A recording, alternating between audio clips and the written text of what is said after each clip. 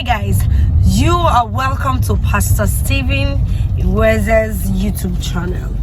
Yeah, it's just kind of a random post, and I'm sure my dad doesn't know that this is going up on his YouTube. We don't know who owns the channel. I'm telling you, it is us. This channel is us. When we rant on our own channel, Favour does our own, then this is our turn to use our daddy's channel to, do the talking. I beg, this gist. Okay, please, if you like to subscribe, try and subscribe.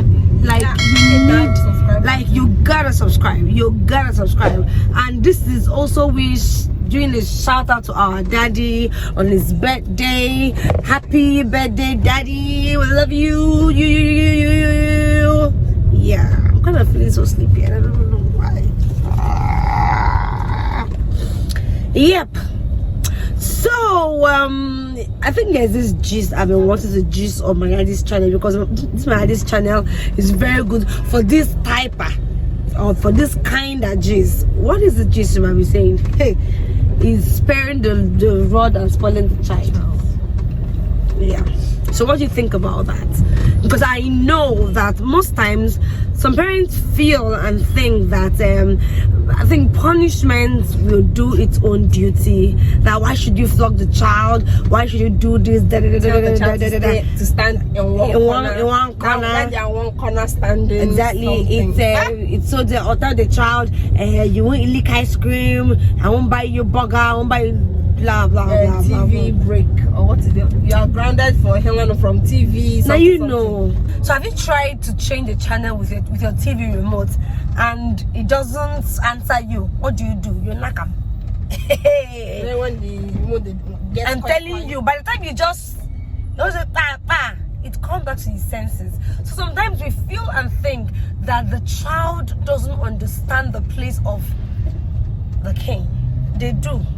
They actually do. I'm not saying. Why does Bible keep repeating rod of correction? Exactly. Because that rod is important. Very, very important. Does not mean, whenever we say this thing, I always like to give a disclaimer. Does not mean parents should kill their children or no, that's not what you're saying. Their anger on their children. That is not what we are saying at all. The flogging or whatever you want to use should be in love. In love and equal to the crime. Will I call it crime? Whatever it is you think the child committed that deserved the punishment, that punishment of flogging, because there are some things that you have to.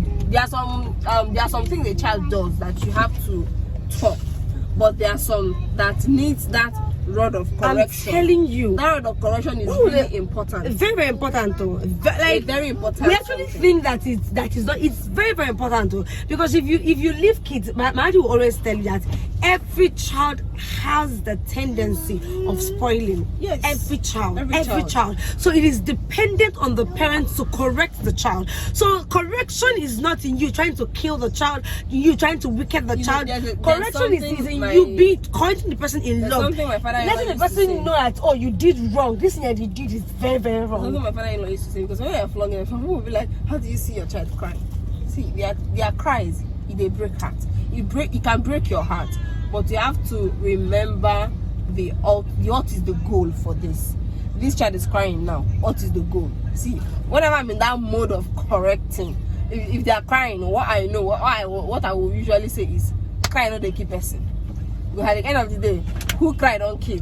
The thing, I feel the thing there is, when you flog the child, always let the child know. No, definitely you must let the child know why you are. Because if you flog the child, doesn't know the reason why. You feel like you're wicked. I think that's the reason why there's controversy with this whole flogging thing. Because many parents were employing flogging without letting the children know why they were flogging them. So many children grew up and thought their parents were mean, were wicked. So they're not looking for ways to not be mean and wicked, not knowing that their parents are doing the right thing, just as they did not communicate the reason. So I think there is need for you to have heart-to-heart communication with the child. That is why, like, no matter how old the child is, like, I don't. The first go-to whenever I'm trying to correct a child, or let me use my own, the first go-to is not to flog the child. The first go-to is, you don't do this. Like, she's just 2 years going on 3. You don't do this. I will just speak to her in the way I know she will understand. You don't do this. This is the reason why you don't. This is the reason why you don't do it. Even though they don't really understand reasons now, but I try to give her reasons in the ways she will understand. And by the time I have given her the correction 3 times, I know that I've given her warning, and she knows that I will tell her next time you do it, I will flog you. So she knows that. Well, so whenever she does that thing, she knows that what is going to follow is going to be the flogging. Why? Because she has been forewarned. So that is, you don't just let the first line of action not be flogging. Exactly. The first line of action should be correcting, because you don't flog a child for something you have not told the child not to do. Exactly. If you have never talked to your child about lying, you should not flog that child when the child lied the first time. So that means that there should be a pre-introduction. Yes, to whatever it is you are telling the child not. So you have never told the child not to take what does not belong to them, and then this is the first time the child taking what does not belong to them. You don't flog the child first. The first line of action should be, this is not your own. Why did you feel the need to take it? This, that. Let the child talk. Let the child talk. Why did you take this? Let the child, you understand? Let the child talk. Why the child felt the need to take it? After the child has stopped, because they always have a reason. No, there's always a reason to everything. So when you're always a reason, you now give them the lowdown. You don't do this. This is why you don't do this. This is why you don't do this. Then let the child know the consequences for the action next time that action is being taken. You just, like I said, the first line of action should never be flogging. But as parents raising children, you must know that flogging, one way or another, abroadians, away people, they used to call it spanking. Here we call it flogging. Anyhow you wanna say it. Just sometimes to come up with something. Maybe I think what they used to speak to them is, I will spank you. Yeah, I don't speak spank you, I will flog you. And she knows I will flog you is not threat. Like I mean it. Like you will get it hot. Yeah, it's not according to her age exactly and size, and according to what she did. I don't just do it for the sake of doing it.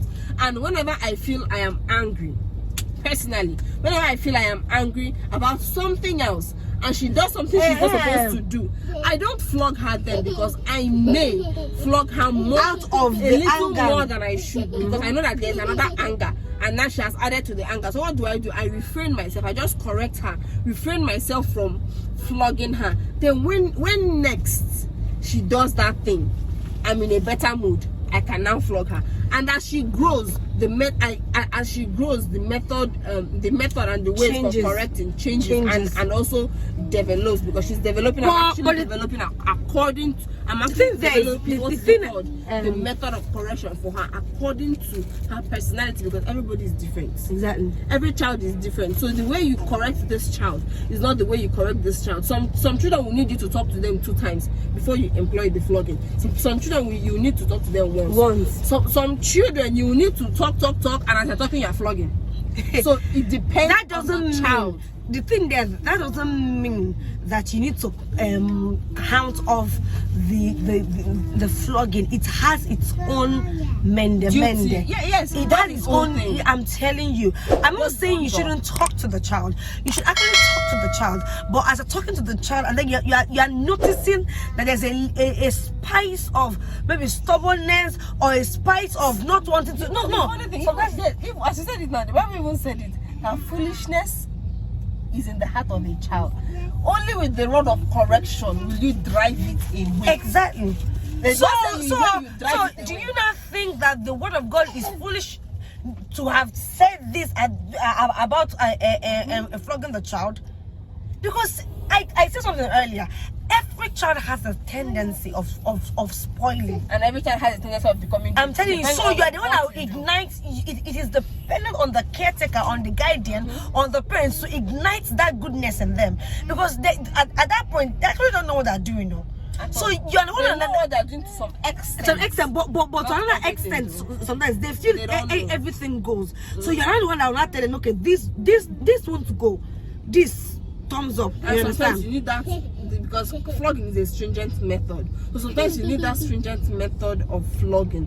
But like we said, whatever method of correction you are using, make sure it is done in love. It should be in because love. if it is not done in love, you are definitely one way or another going to overdo it. And then you're just employing or you're just inviting hatred in the heart of the child. I think another reason why people are trying to abolish flogging is because some parents flog their children to make themselves feel good. That is another that is the reason why some parents flog. And I realize that some parents are lazy when it comes to. I'm not trying to say that even me say that I've attained or what I know. She's just 2 years, but I realized that the first line of action being flogging is a lazy way of raising children because you make the children immune to the flogging. That is why we said discussions first. Discussions. Engage with the child. That's like the child. There should be communication. There should be communication between you and your child. And child. Let me even say this: your child is not your friend. Your child is your child. It's a child. Because I think I heard this in a lot. Make your child your friend. I will see. Your child is your child. You are not my friend. This is a parent-child relationship. Does it mean that that you don't see a part of me? Or you don't see a friendly part of me? By all means, you see a friendly part of me, but you also at every stage understand that I'm your mother. You also at every stage understand that this is your father. This person. Because I've realized that sometimes I see the way some children talk to their parents, and the parents will not come out and say, my children are my friends. Your children are only your friend when they have grown to a certain level. That's the word. When they have grown, like now, I can call myself my parents.